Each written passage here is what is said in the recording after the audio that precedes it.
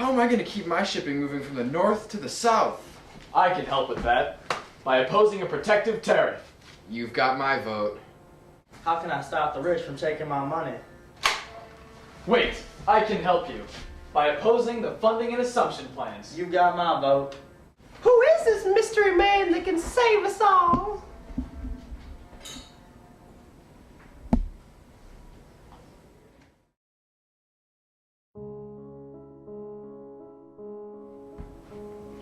Hello, America. This is your Republican candidate, Thomas Jefferson, for the 1800 election. It has come to the attention of many that this country has not been functioning to the utmost of its potential as it is able to.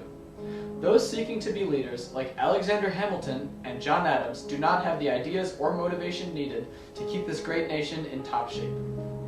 An issue that has been weighing heavily on the minds of Americans in recent years has been that of the national debt. Hamilton seeks to solve this problem by simply internalizing the national debt.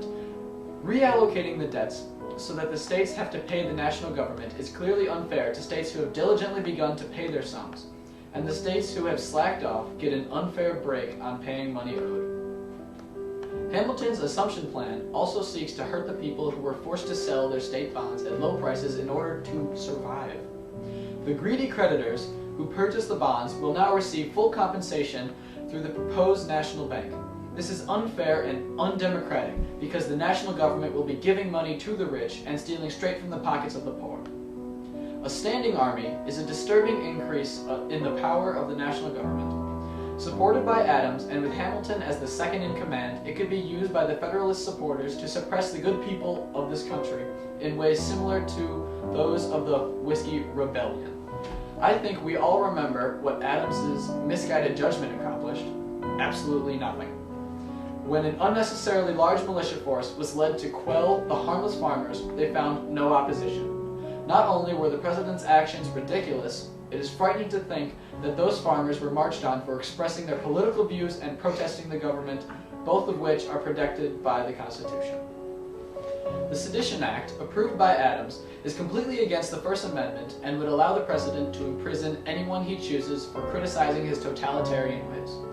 Democracy, whether it be a Republican one or not, requires that the people of the country be allowed to disagree with and dissent from the government in order to create change. This act is reminiscent of British kingship, the very government we sought to escape. Hamilton has himself stated that he supports and respects the British style of rule, including an executive for life with limited regulation. How are we going to allow this kind of candidate to be put in charge of an entire nation of good people? The Alien Act allows the president to expel any foreigners, and the Alien Enemies Act allows him to detain or deport citizens from countries with which we are at war if he finds them to be acting suspicious.